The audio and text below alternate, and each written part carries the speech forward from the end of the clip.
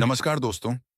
आज मैं आपको एक ऐसे इंसान की कहानी सुनाने जा रहा हूं जिसने दुनिया को यह सिखाया कि अगर आपके सपने बड़े हैं और आप हार मानने को तैयार नहीं हैं, तो कुछ भी असंभव नहीं है। यह कहानी है इलॉन मस्क की। इलॉन मस्क का जन्म 28 जून 1971 को प्रिटोरिया में हुआ था।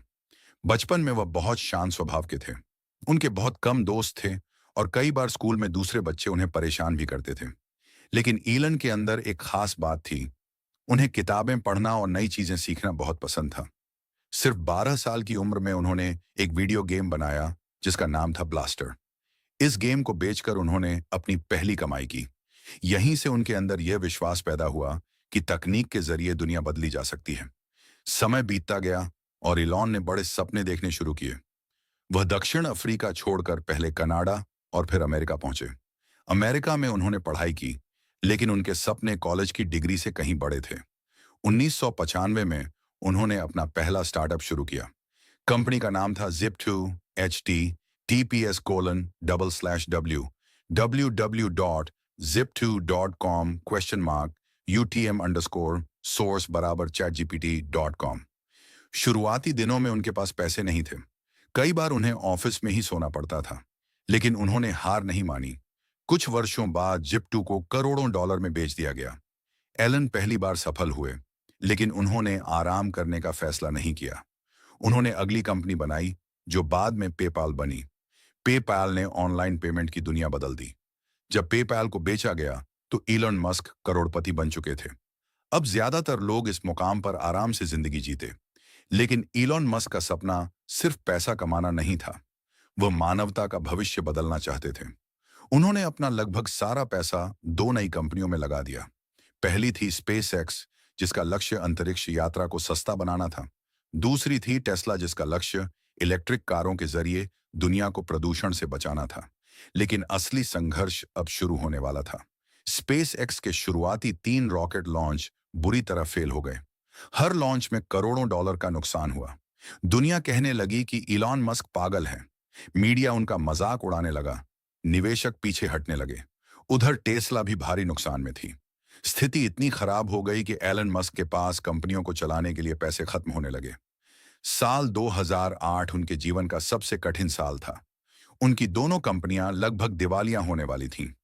कल्पना कीजिए, एक तरफ दुनिया का मजाक, दूसरी तरफ करोड़ों का कर्ज और तीसरी तरफ असफलताओं का पहाड़। लेकिन इलन मस्क ने हार नहीं मानी। उन्होंने कहा, जब कुछ बहुत महत्वपूर्ण होता है तब आप उसे करते हैं, चाहे सफलता की संभावना कम ही क्यों ना हो। फिर आया स्पेसएक्स का चौथा लॉन्च। अगर यह लॉन्च भी फेल होता तो कंपनी बंद हो जाती। पूरी दुनिया की नजरें स्पेसएक्स पर थीं और आखिरकार रॉकेट सफलतापूर्वक अंतरिक्ष में पहुंच गया। यह स्पेसएक्स के इतिहास का सबसे महत्वपूर्ण पल था। इसके बाद अमेरिकी अंतरिक्ष एजेंसी नासा ने स्पेसएक्स को बड़ा कॉन्ट्रैक्ट दिया। कंपनी बच गई। उधर टेस्ला भी धीरे धीरे आगे बढ़ने लगी।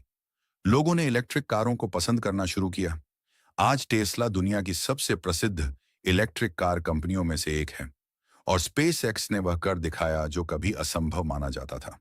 रीयूजेबल रॉकेट्स, यानी ऐसे रॉकेट जो अंतरिक्ष से वापस लौटकर फिर इस्तेमाल किए जा सकते हैं।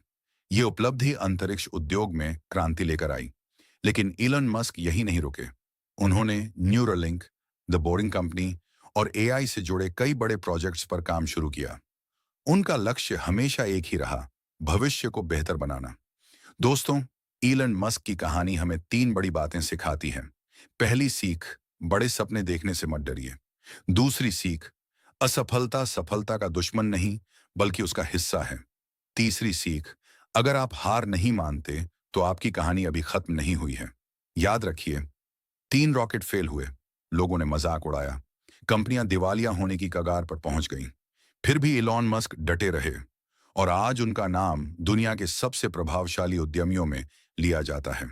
इसीलिए अगर आपकी जिंदगी में कठिनाइयां हैं, अगर आपको बार बार असफलता मिल रही है, तो रुकिए मत, क्योंकि हो सकता है कि आपकी सफलता बस एक और कोशिश दूर हो।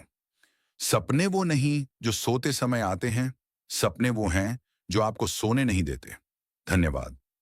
अगर आपको यह कहानी पसंद आई हो तो इसे शेयर जरूर करें और अपने सपनों पर काम करना कभी मत छोड़िए।